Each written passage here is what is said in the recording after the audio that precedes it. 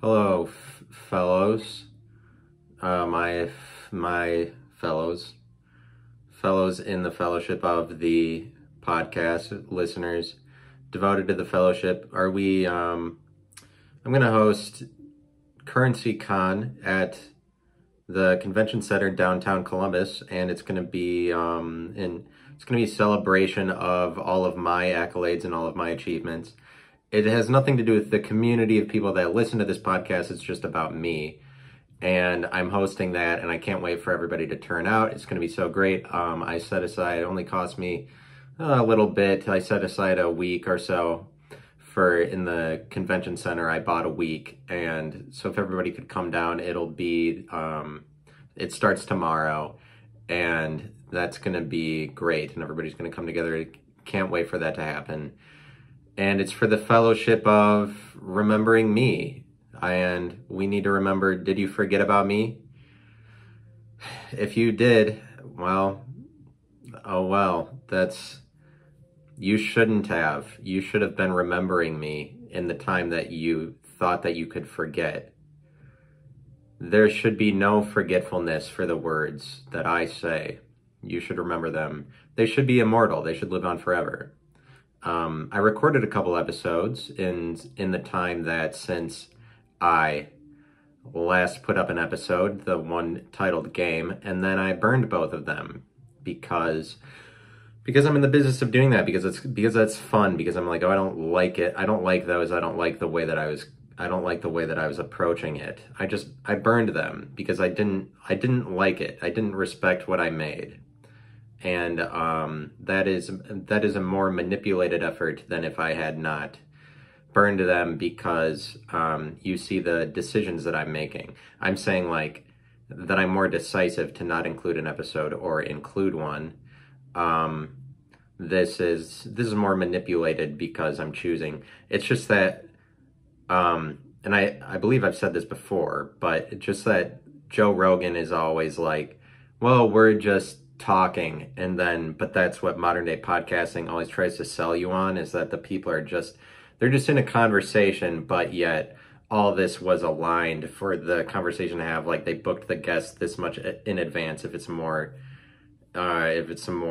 worthwhile podcast, like with like more career comedians, that they have this prominent high level podcast, like they booked a guest, or they maybe knew what they were going to discuss, but like they chose to have the discussion. What I'm saying is, it's a decision that you would make an episode. It is not that it happened to be recorded and then whoops, I shit out an episode on accident. Like, that doesn't happen on accident. You have to come together and you have to make that happen. But like, decisions have to be made, responsibility has to be taken. You have to put yourself forward as something that you're doing it. Like, decisions are made, and that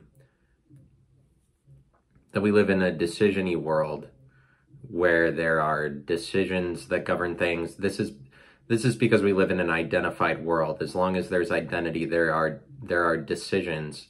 But like, as long as people are wearing clothes, like people are choosing to do things. Like, this is what people are doing. And I think part of the issue in the world is, or like one of the main issues that you'd say, like, this is the reason for all these constructs, or like constructed ways of viewing things, or unnatural ways of viewing things, that are just ways where you are viewing things through too many filters, or you're adding more filters into the equation, like more identities, more things that would be foggy. They would fog up your ability to see the environment as it is, or see reality as it is. There's like layers between you and the way that things actually exist, or just like seeing everything as an object.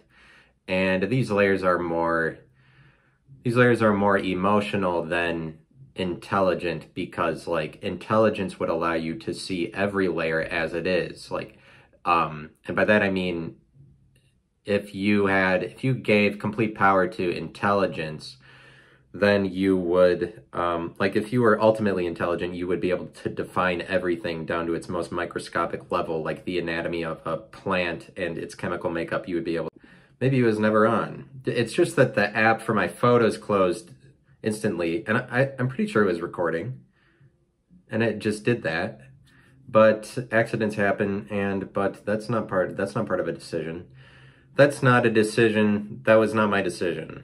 That it cut off, and now, so I'm just gonna have to graft those together, but nobody watches the videos anyway, so as long as I have the audio is what's important. But so something I've decided in the past however many days since I uploaded the last episode and then burned a couple that I recorded is that I think I might prefer to do things in the name of rarity as opposed to prolificity, and as opposed to being prolific, because there's a couple ways you can do it.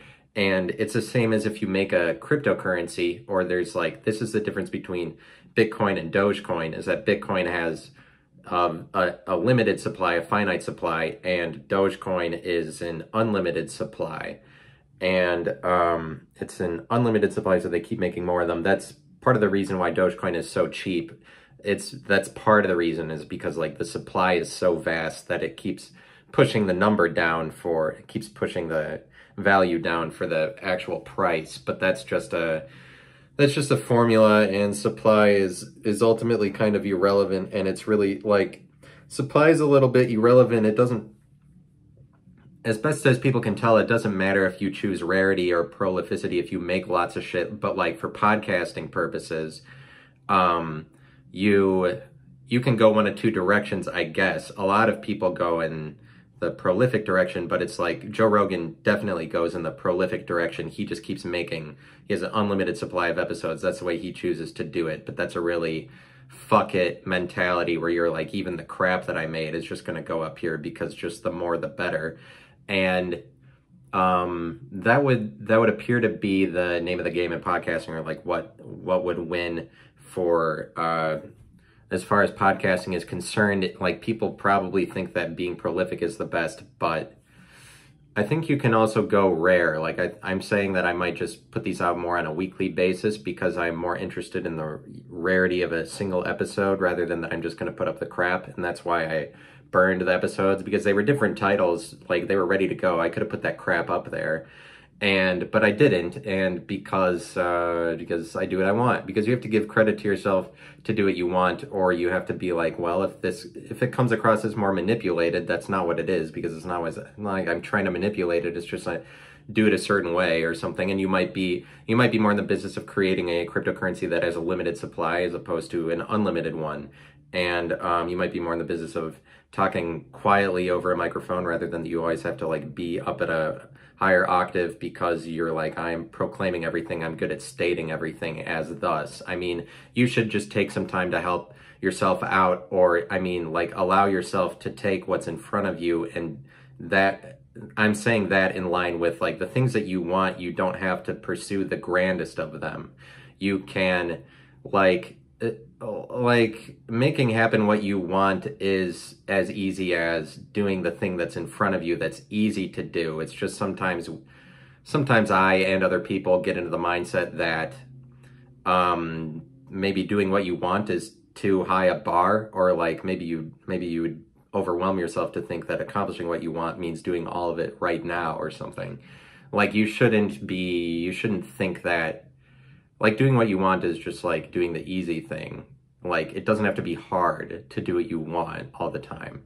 It's like the easy thing for me is just making it easier on myself. Like, it's easier to wear clothes that you're comfortable in or something, like, or just like, you can help yourself out, and then that is what you want to wear, actually, is the thing that it was easiest to for you, or like that's what that results in you actually having a relationship with what you want, or like actually being able to engage in it, is just digesting the smaller portions of it that are easier right in front of you, rather than just like, you know. But it's a decision that you make. And then what was I saying? It's a decision. It's more, but there's like, you can go in a couple directions. You can be prolific or you cannot. And like, as a group of people, we just need to, but I was saying that intelligence allows you to see everything as intelligence would allow you to see everything as an object, and by that I mean like disintegrate everything or break down things into their components or constituent parts to be able to define them, like the way that you would be able to diagram a plant or a flower or any kind of flower, like the way that you diagram that. It's like breaking it down, and then what I'm saying is that if you had ultimate intelligence, you would be able to diagram everything even to its most microscopic levels. Like if you had ultimate intelligence, you would be able to be outside of definitions to see them as objects, because being outside of the territory of something is what allows you to see it as one thing, or it's like almost like allows you to see it as solid. But if you're confined to it, then like if you're confined to it, if you're within the borders of it, then you don't know what's going on. You're like, it could be anything if you can't define it to what it is. But if you're outside of it, you get to see it as one thing, or like see it as an object rather than that you're subjected to it. And this is like difference between objectivity and subjectivity. Like objectivity is a tendency towards objectness that kind of like extends outward from you. But that you, I mean, just like being outside of something allows you to see it as an object. This is intelligence because it's like more done in the name of specificity, that you would point out definitively what everything is. But like this is cold as opposed to warm. It's callous as opposed to emotional. To see everything as an object, to treat everything as an object. And it's or just to live in a more unidentifiable way like that, rather than give yourself over to identity. Because I was saying that the problems in the world are like, as I've stated in the past on this podcast, and when I was talking about identity more, and when that podcast was called Identity, like as I was explaining, the problem in society is that people think they are their identity, like, but it rises to that point when identity is so prominent that you can't even see it, but it's just like all these identities are there that blind you. I mean, they make it hard for you to see things as they are, to see things as objects. But seeing things as they are, maybe you don't do that because it is so cold, and because coldness is painted in such a negative light, or just negativity is known to be so negative that like, or just being callous enough to intelligently just see everything as it is, or see reality as it is like seeing everything as an object. This is unidentifiable as opposed to allowing the filters to blind you to the way the reality is. Like, but it's just that like wearing clothes is like, so you end up with an identity, and then the problem is that people think that that's what they are, that they are the community of people that they're a part of. Like that's how prominent identities are, is that people think that they are the one, like, but they forget about it. They don't recognize that they are attributing their entire person to a group of people, but they're like, well, I am this career. And they do that just to get out of like what they chose to wear that day, because then that's an excuse. Like people think they are the identity, and then this gives them the ability to blame the identity on the rest of the group of people to bear the burden for them for like any decision they made. But it's like, this is just something, so this is a convenience maybe that you could take part in, and you might as well. This is like it's a convenient thing, or, you know, identities, because they allow you to just excuse your decisions by saying, I am part of this group of people. And it's not like, I'm not saying that the thing that you're wearing would have to be related to the identity that you're excusing yourself with by saying like, I'm this career. I'm not saying that in that moment you're wearing something related to it. It's just that you get out of that you said this thing because, well, at the end of the day, I'm actually this group of people. But like I would say that maybe the unnaturalness of that, of thinking that you're a group or thinking that you're a community, this is like the unnaturalness of that is maybe a problem in society, or it's like we get beyond that and we would help ourselves out, because like eventually it's better to not recognize things that way, or think that you're a group, or like see yourself as like a corporation instead of a person, because maybe it's better to view things in the most natural way possible, which would be to see things exactly as they are. But this gets you out of like identities, which would be like saying that the group of people that are moms doesn't matter, because that's a big identity. The group of people that are dads, and just families themselves, like families, and the identity of a family, and that the connectedness that you have by excusing like your own actions by saying I'm part of a family, or just people use family or hold it against each other to say that you have to conform to the family. Like people within a family are going, some people within a family are going to uphold the idea of family more than other individuals in the family. And then the people who really need to uphold it will throw it against the entire family to say that, well, you have to conform to the family because that's what you're defined by. But like, rather than that everybody is an individual, rather than that, but the way that society plays out is that once you have a baby, you are a mom forever, rather than, so it's like you don't get to go back to that you were a person. Like, we don't treat it as though you were a person before you had this baby. You are only the person that had a baby. So then it's to the point that like if people, it's not like all moms and dads totally buy into the identity of mom and dad, that they're like, well, now I had this baby and that's the only person I am, is the person that that existed past the point I had a baby. And so like people that don't, moms and dads that don't buy into that as much, would allow their kids to see them as more vulnerable, or like treat them as just persons, or like, because your mom and your dad ultimately are just another kid on the playground, really, that it's just that like if you had an argument with them, it wouldn't matter that you'd have to listen because they're just maybe another person that would have a differing opinion than you. So it's like moms and dads that don't make it all about the authority of like having a baby. Like some people just take on all of the societal implications of being a mom instantly, and I think that that's part of what is described when people are like, you have no idea what it's like to be a mom or a dad, because it's like at the point that you have a baby, everything is so different. And I think that part of that is just that like the societal implications of being a mom are pretty overwhelming, or like being a dad, like you can't just be a dad, you have to be a good one, you have to be a good dad.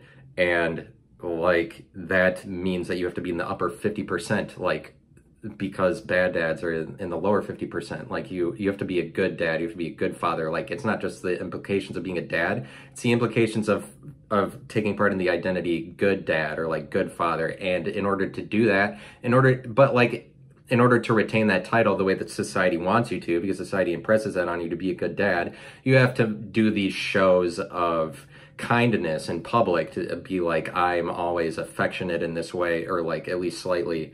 Like the people that buy into it the most would go more into that and make it so that they are the dad. But it's like, it's unnatural to see yourself as a dad, in my opinion, because of the identity of it.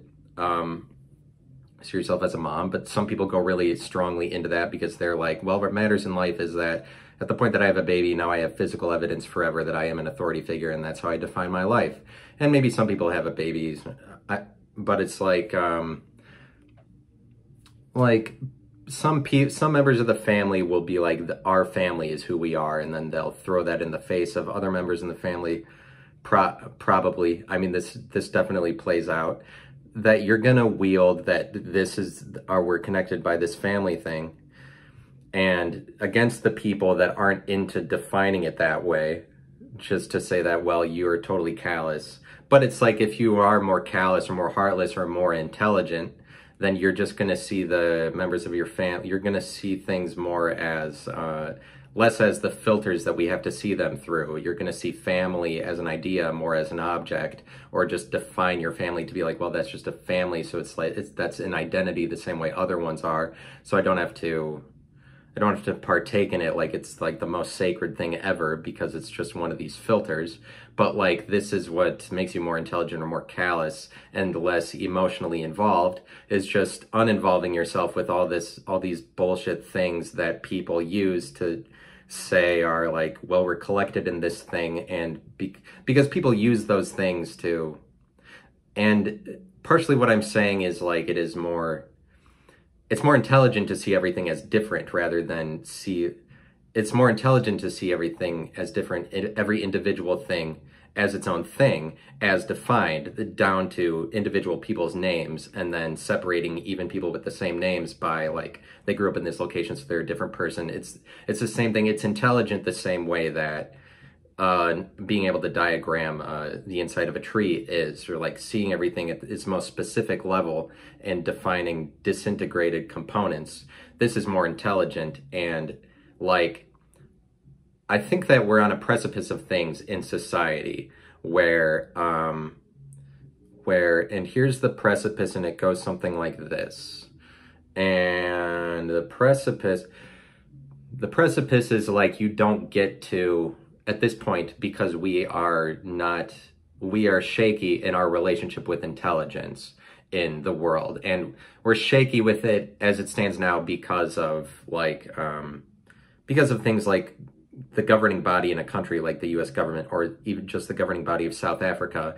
Like, South Africa has intelligence, and that is reserved for this undefinable, imperceptible, unknown area. Like the CIA, Central Intelligence Agency, they are dealing with these unknown things to the point that people in the CIA are imperceptible. They're doing things peripherally or behind the scenes. You don't know. They're in the unknown. They're associated with unknown things. That's what they're doing. They're dealing with the things that we're not supposed to know about because they're so far ahead of regular people to define themselves by intelligence, that they're the intelligence of the country. They have to be in the unknown. They have to be ahead of the game enough that they're doing things that are unknown to regular people, or else they wouldn't be retaining the authority of intelligence. And it's like, so we attribute intelligence for a nationwide level to like the intelligence agencies. The intelligence agencies call themselves that to like, but so we don't know about intelligence at like on a grand scale, like on the scale of an entire country. We know about it maybe within ourselves somewhat,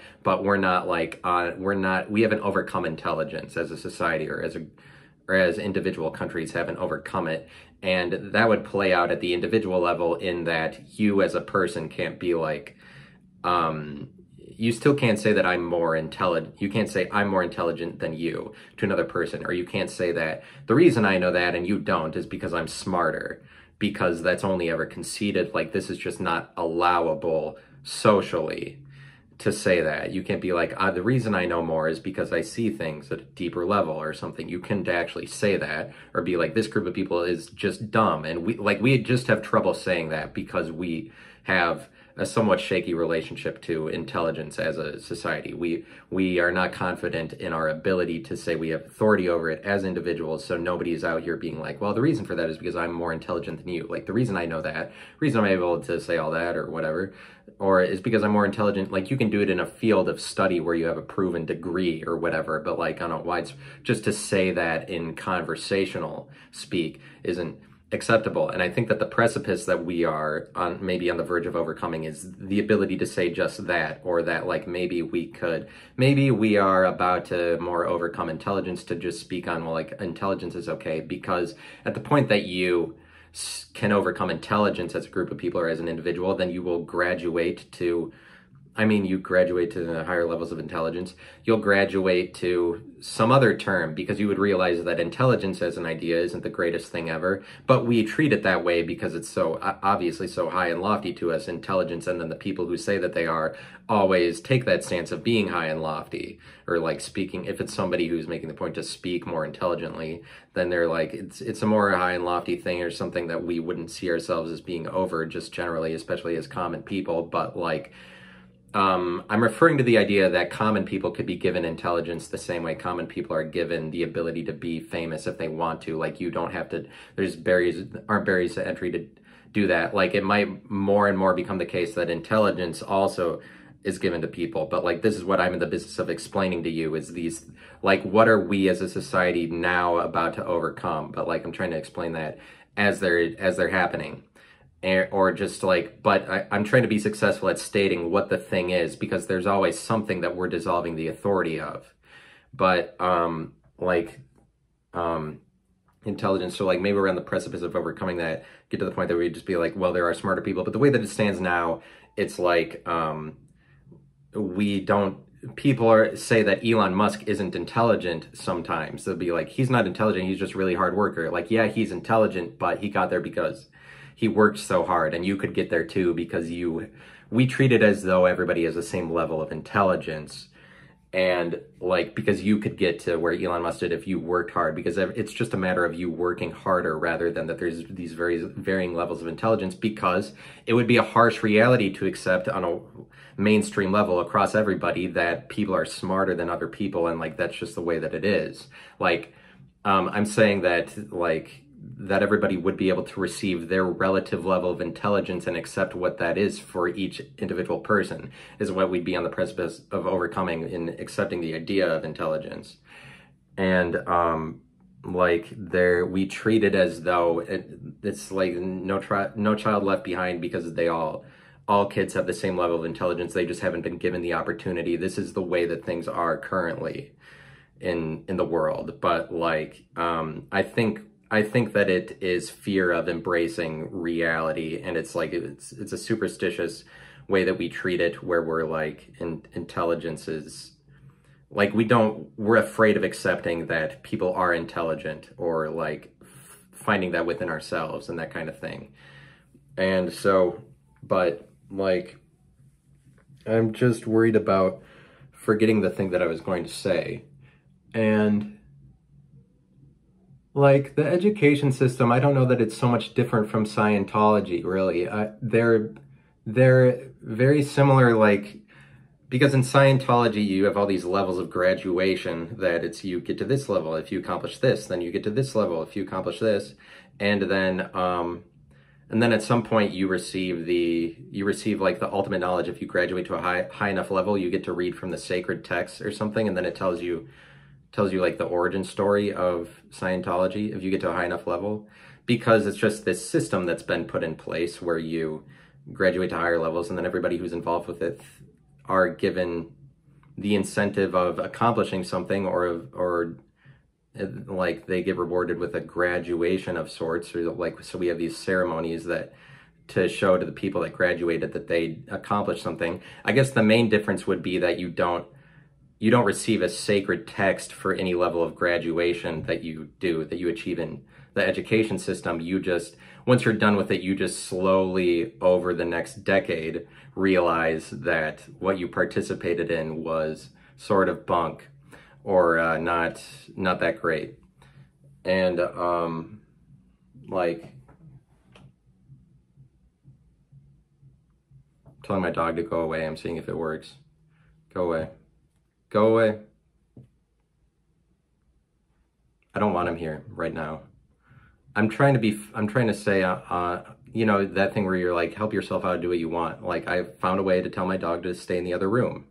So you got to do things like that rather than let it get to the point that you resent the people that you're living with, that you resent them. Like, you have to just tell them to leave or shit like that. You have to say shit that you want and not be grateful for everything, and not be sorry about everything, and not cry about everything, and then not leave any trace that you cared behind you. And by that I mean like gratitude.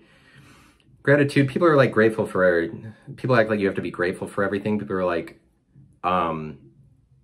just be grateful for what you have. Be grateful for like, look around you, what you have. Isn't it great that you just got to have these things, like these things in your apartment? People act like the crap that's in your apartment is what you're supposed to be grateful for, as if gratitude has no standards. As if gratitude just, you're allowed to treat it in the shittiest way possible, where you're like, you slap gratitude over literally everything. As if gratitude wants to be involved with your broken coffee pot or something, like the coffee pot.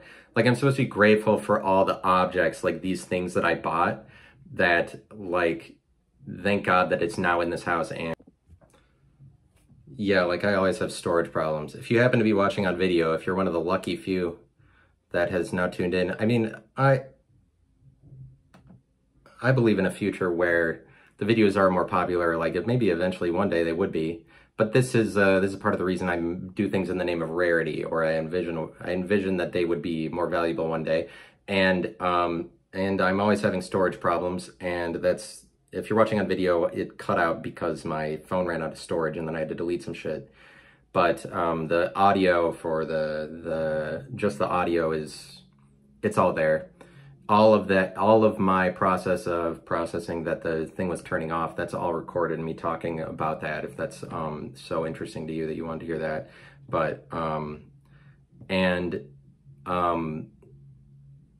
it's like, I was saying that Scientology is like the education system, but it's different because once you graduate, once you get to like the highest level of achievement in the education system, which could be like 14 years, you would probably put in more work in education than you would in Scientology to end up reading the sacred texts. But like, you don't get an ultimate reward or anything. You just slowly realize that it wasn't that important, whatever degree you got. But they define it that way, where you get degrees, and a degree is just another word for graduation. Like, you get a bachelor's degree or a master's degree, but the degree is a word for the degree to which you did something. So it's like a further degree. It's like saying a further level of graduation is the master's. The degree is like a graduate level, but I guess further, you're like, it's this degree of, but they're done in terms of degrees. Like, they call it that because of the degree to which you get a PhD. Do they even call it a degree? I mean, the degree to which, not just in the, like, also in the area, but like, Scientology education system is similar. It's just that the education system is accepted so popularly. It's on a platform at such a mainstream level. Like, everybody already accepts that and buys into the social construct of that so much that you wouldn't see it as a religion. But what I'm saying is that some religions are on such a mainstream level that you wouldn't even recognize the tradition of it, that they are religions. Like, the education is so widely accepted that you wouldn't even call it a religion. So it's just like separate, like that you can't preach religions in schools. Like, the education system is this religion that people, they believe in it so much, or they project so much truth onto it, that like we would be blinded to that it looks religious, that's I guess what blinds us to that. At the end of it, it doesn't mean a lot, because also the things that you learn, you don't ever apply to the job that you end up taking. And so, but like across the world, maybe we point out slightly more meaninglessness in an education system, or just in education, but it's like a religion. It's the religion of graduating and graduation, where we project a lot of importance and permanence onto something that's actually temporary in the area of graduation, where we think it's like, but everybody believes in it so much. We're so under the spell of that education is important because it's been fed into us that that's true. But we all take part in it. Everybody does that. Everybody's identified to it, just so from such an early age. Like, you can't get out of how much impact that education has. Like, you can't get out of the identity of that, because everybody in the culture does it, or like, it's so cultural. It's just that some things you would say are just cultural as opposed to religious, if it's a religion that's so mainstream that everybody does it. And it's just like, it would be a religion if it was more alternative, but it's so done by everybody that we're like, yeah. And I just like totally thrown off by the series of things that I was trying to say. But I made an NFT out of one of my Identity podcast episodes. It's available. You can buy it for $250, and that's because they're collectible items. But that it's that high of a price, I don't think that that's a high price. I think that's a low price. But I'm envisioning a future where these things are like valuable. But I made it an NFT. You can buy it if you want. I'll throw the link in the bio. And link to watch the episode will be in the description of the podcast episode. You can go. I will put a link to the website. It's on OpenSea. OpenSea is the most open. I mean, it's the NFT website with the most NFTs on it. Novice people who make their content into an NFT, they usually go to OpenSea, because you only have to pay a one-time fee, rather than that you pay a fee every single time you mint a new NFT. But so I just made it a token that you can buy basically, or it's just a tradable entity now. The episode I put up is authority, so you can buy it. That's an important one because it's like one of the essential episodes of it, probably, if you were to go into the essentiality one episode versus another. And like, so the intelligent, and so I'm just saying, like, family, you can be, what I'm saying, what I'm saying is, I need to confiscate my vocal cords. They need to be confiscated. They need to be plundered. I just don't deserve it anymore because I'm not stating it. I'm not stating the things. I'm forgoing normal vocab words for more grand ones, and then that's taking a lot of time out of my speech, or it's making my message less effective when I'm trotting around trying to find the perfect word. It's never about finding the perfect word, because the perfect word is the one that you could say effortlessly, because then that one is the most akin to your vocabulary, except if you naturally say akin. I mean, but naturally you have to filter out words that sound stupid if you care about the way that things sound. But people are always in the business of caring about something that sounds a certain way. Like, as long as people are wearing clothes, there is decision. Your identities are decisions. Like, as long as there are identities, all this shit, like wearing clothes or saying things, are done in the name of decisions you made to, like, be something. I mean, I think that that's the best way to look at it, so that you see, like, shit is just an art piece. The way that you talk and the way that you present yourself, and it is an art piece as long as people are wearing clothes, because you're just like, you can't get out of that. You have to wear that. You have to be something. So shit is like a presentation, as long as there are identities. And I'm not saying that that's the worst thing in the world. It's just that you might have a more fulfilling time of things if you treated it as that you get to be whatever, like, artist that you want, but shit is just like, it is like that. And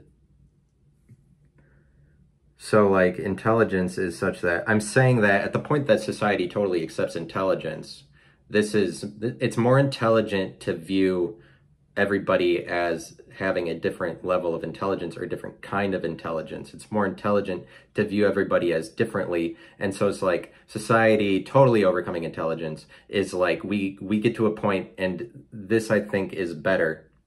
And like, especially if you believe that we are getting better, which is no small leap, because there's lots of people that say that we are devolving, and we're getting worse, as opposed to that we are, like, getting more intelligent. I'm of the mindset that we are getting more intelligent, and new technologies that emerge are always evidence of this, or like the progress of society and state of being, what do you say? Well-being, state of wellness, the improved quality of life, whatever the phrase is for it.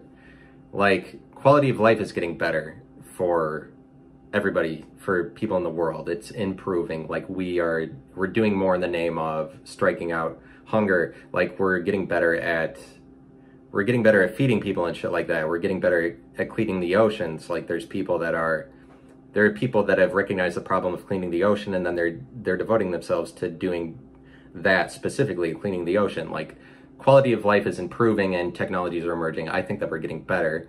And then you look at Roman times, where gladiators fought. Like, people used to be so stupid that they were like, they valued life so little that they're like, yeah, we're going to throw some people in with these lions and watch them die, because that's just fun, because it doesn't matter, because even if we were in there, we would just die, because it doesn't matter, because people didn't care about dying as much, and because it was more of a dying culture. People died earlier, people were more used to death, and so they weren't, like, worried, or didn't see it as much of a tragedy, or they weren't so high on themselves. But it's kind of like, I don't know, that intelligence and awareness kind of brings identities into the picture. But, like, we would want to get to the point where we we're intelligent to see see identities as objects and not make ourselves a group of people, but see ourselves as individuals, but like a more disintegrated perspective of things, seeing things as different, is more intelligent. And like that we're getting better, we're getting smarter. Like, what I'm saying is there should be this revolutionary standpoint at some point in the future, which is different from how we live now, where we see things as more decentralized or see everybody more as individuals, rather than that we more unnaturally keep grouping everybody and saying that a person is the group that they're in. And like that this is a better way of organizing society, is seeing everything as different, and this is more intelligent, and that we will get to a point where we start to do that because we are evolving to be more intelligent. But this is like a just governing perceptions that govern the world change over time, and then like eventually we graduate to a new level of perception, or we discard old perceptions that we don't find useful, old tools that we don't find useful. We replace them with better perceptions. And I think that a better perception is that we should give credit to is the one of differences as opposed to samenesses.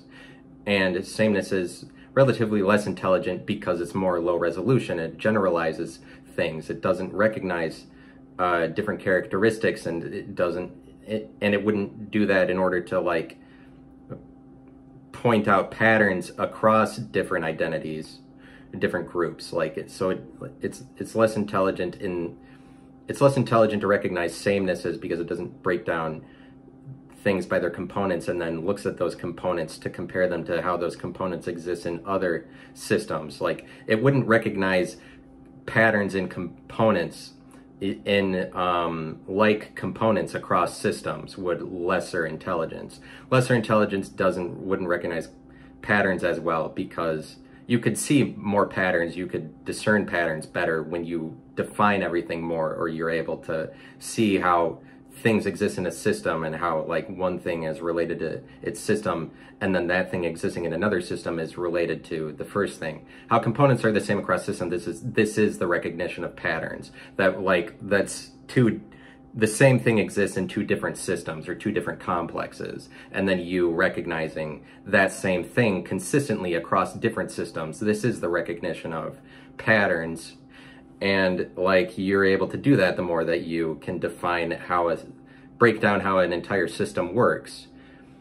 And so it's like not recognizing a full complex, but seeing what subcomplexes constitute a complex, like, and like as far down as it goes, that a complex, because like my apartment is a complex, but then the components in it are just all the objects in it. But like then you can look at an object and understand that that's a complex. It's constituent of components, like this beats pill, and that's an artifact. And then I can look at that, and then I could diagram the components of that, and then that would be another layer of intelligence. And but like this is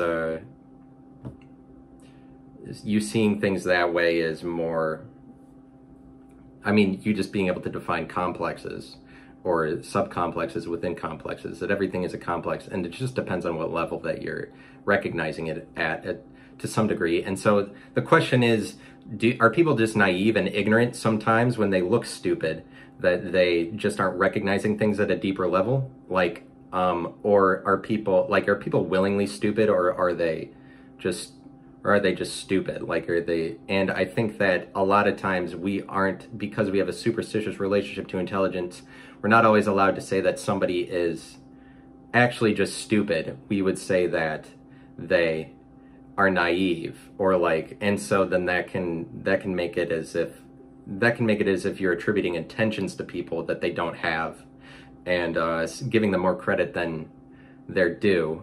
Like, and you can build up fear in that way. You can build up fear for shit, for people or things that you're giving intentions to that they don't have, which is something that you make up in light of a better example. But like, you're more likely to make shit like that up, that people have these intentions, or that they're naively doing something you don't like, or something that seems really stupid, rather than recognize that they're like a different person, so they might come to different conclusions, that they're doing something in a different way that makes it look like it's stupid. But we're not able to speak to that as much in a world where we can't say like, I'm smarter than you, because we're just forced to say like, oh, I'm not conceited, don't go into, like, because that's like one of the greatest evils. Like, I'm not conceited enough to say that I'm more intelligent than somebody.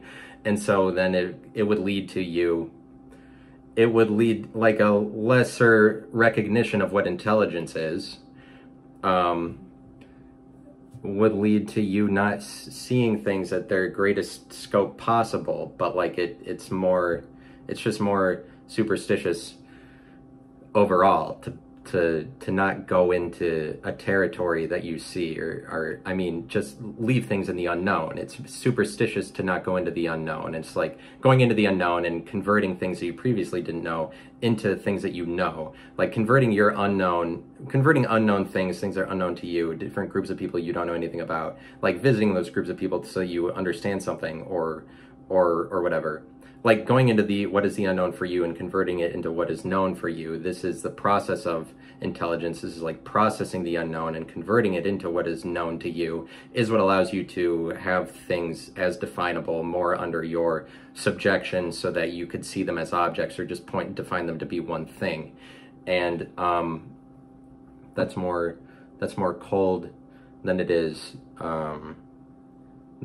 emotional. But like, I'd say that it's a superstitious way of doing it, that we build up the identity of the family to protect whatever it is that defines a group of people, to related DNA, related genetics. Because it's like, we know that because of genetics, people are similar or almost the same. Like, they end up the same because of their genetics. We see that, how that plays out in families. We see how genetics are the same. You're related through DNA. But it's like, family is in part to this idea that's constructed in order to capture that mentality, capture whatever is definable about genetics. And this is like, this is a relatively superstitious thing to do, to prevent yourself from going into further seeing that people are different, or like not equating everybody under one roof, under the roof of family. Like, it's more superstitious that we would always hold on to. We have to hold on to that people are the same, or they're in a group, rather than that they're an individual, that they're in a group through the DNA, or that like, that it has to mean something, and it's like giving sacredness to it, because it has to mean. But this just sounds like, sounds cold, but intelligence is like that. And I think that there's something to be said that we are graduating to be a more cold society, rather than that we give power to all the identities, or rather than that we're sorry for everything. But like, I was gonna say that, like, I'm grateful when I'm eating Cheez-Its, but I'm grateful when I'm eating Cheez-Its, but that I would be grateful that a box of Cheez-Its is in my house. That doesn't make any sense. I'm grateful that this is here. Like, am I supposed to say that it's sentient, or that it's with me, that it's here to keep me company or something?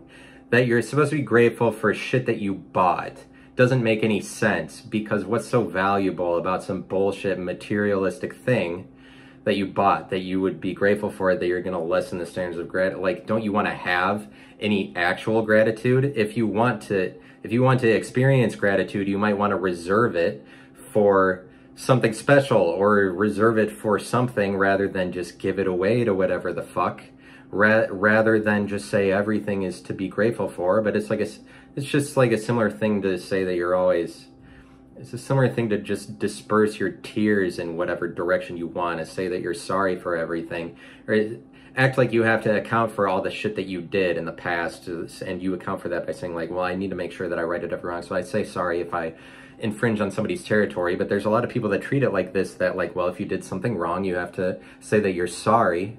But it's like, that you have to make sure that you would be sorry for everything that you did. Every action you did, you have to see it in the light of that you would be sorry if it infringed on somebody's thing. This is a regulated way of living. It complicates things unnecessarily. It's a lot of red tape to understand that legally you were correct, to be like that. You need to make sure that you can paint a sorry over every situation. You could throw a sorry whenever you want, like as if sorry is the game that we're supposed to be playing at all times, when in reality it's like people don't really care about each other because they're all different, and it's more a case of like you should just go about things and not look back. And like that I'm grateful for everything.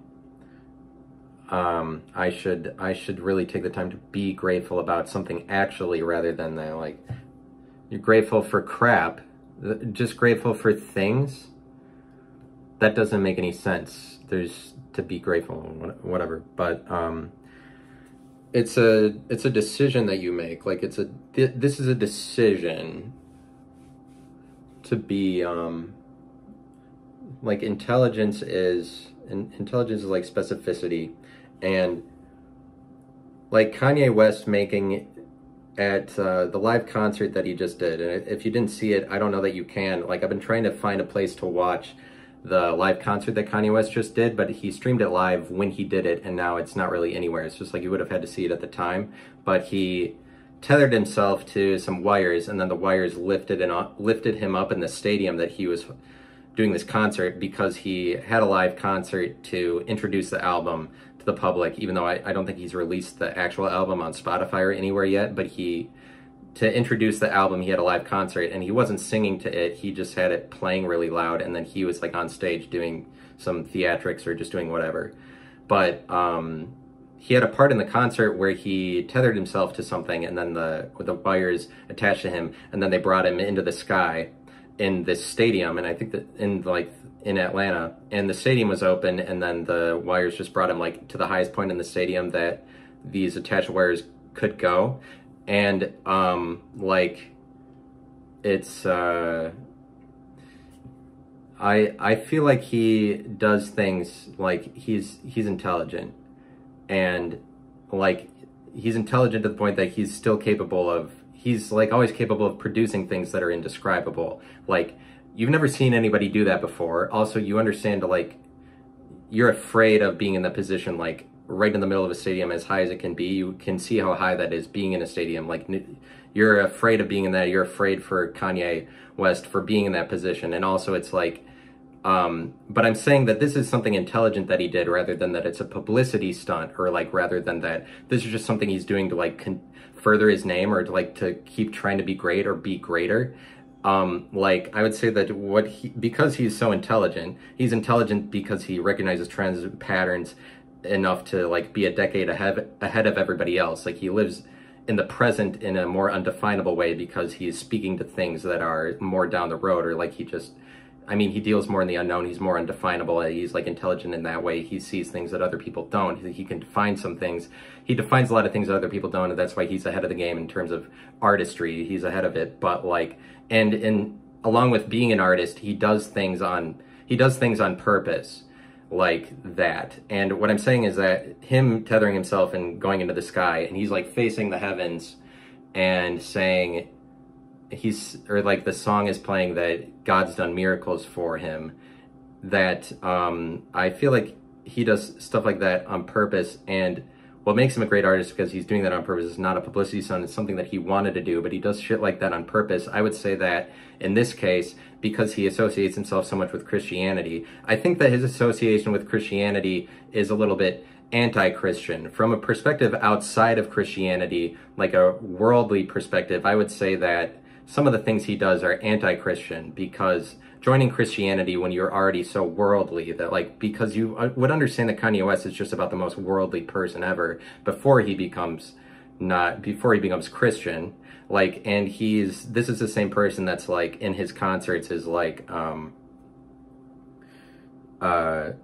wish that Michael Jackson was still around so that he could teach Jesus how to moonwalk.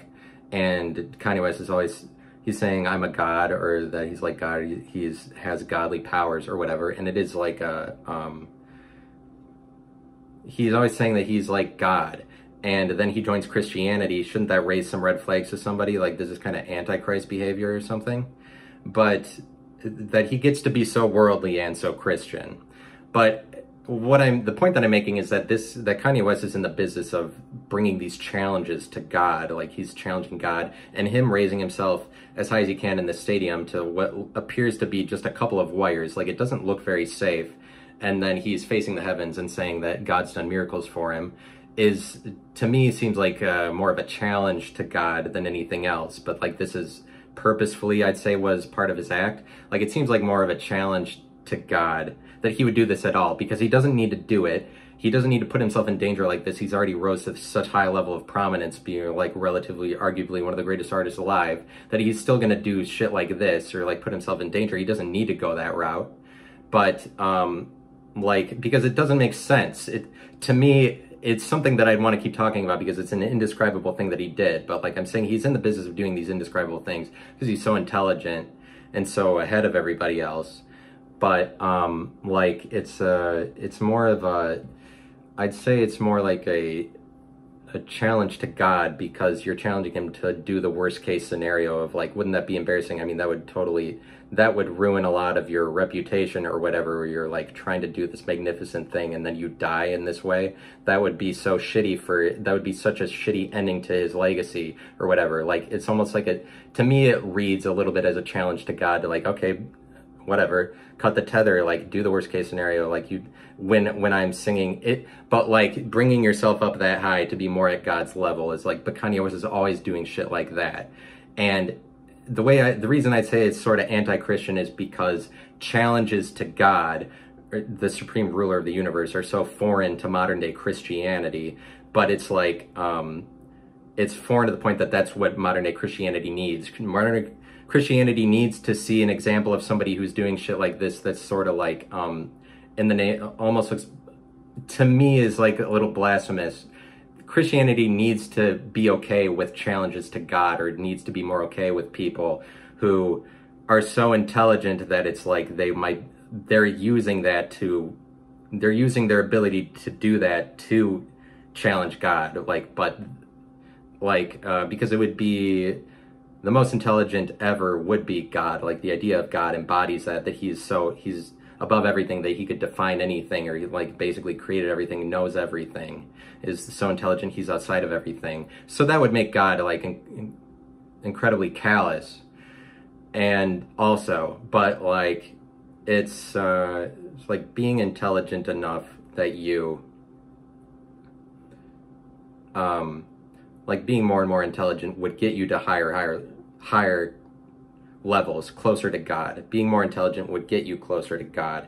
And it's like, I feel like that's something that Kanye West is showing to the world, is like, it's like, but he's only able to do that because he's so intelligent that he would start seeing himself as God or something, and like, or be outside of things enough that he's like, he sees how it works, or he's so wise that he can do stuff like that.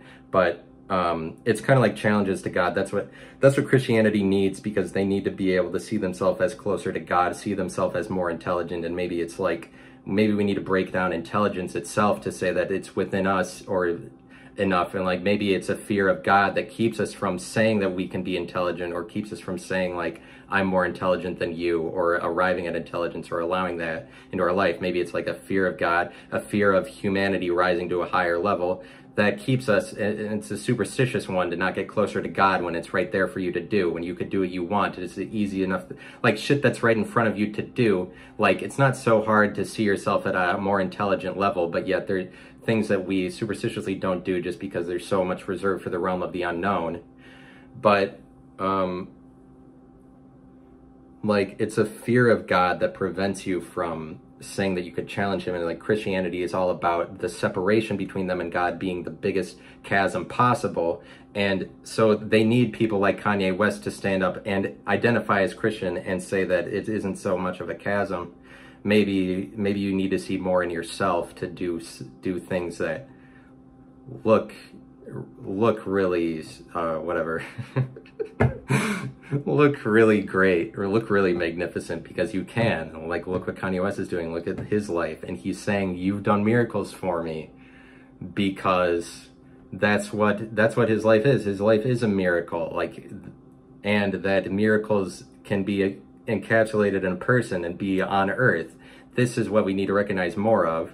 And maybe it's just a matter of being more intelligent, or allowing yourself to be more callous, or like, rather than saying that we always have to be reserved for these more low resolution emotional statuses that we only take part in to be accepted as temporarily, or like we could forego that to just say that by being a person, as separate individual, I am worthy of acceptance just by that itself. But conclusion, that was more of a sermon on intelligence towards the end. But thank you for continuing to listen. You can buy that episode. If it goes right away, I will sell them at higher they're going to be sold at higher prices in the future. And it's just, I mean, I guess the supply and demand, the price of it would depend on whether or not there's actually demand for people buying an episode that I make into an NFT. But this is a currency podcast, so all that shit's probably going to be an NFT at some point. Or maybe I'll explore the idea of selling an episode immediately the second I make it, and see if that's valuable, because I'd be the only person doing that or whatever. But yeah, thanks for listening.